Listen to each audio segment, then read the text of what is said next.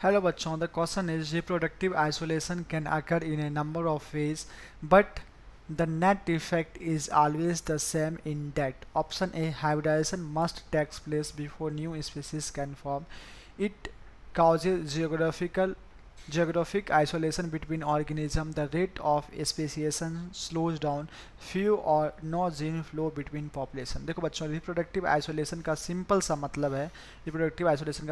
मतलब है बच्चों, ये हमें याद दिलाती है, it recalls the gene flow does not occur which sets the stage for possible divergence of trades that eventually can lead to speciation.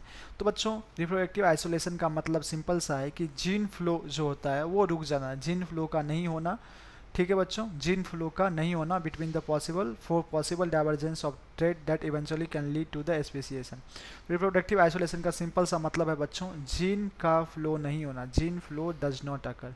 Okay बच्चों, तो question is reproductive isolation can occur in a number of ways but the net effect is always the same is that option A, hybridisation must take place before new species can form. No, ये option नहीं है। Reproductive isolation का simple सा मतलब है कि gene का flow नहीं होना between the population. It causes geographic isolation between organism. No, ये भी नहीं है ना।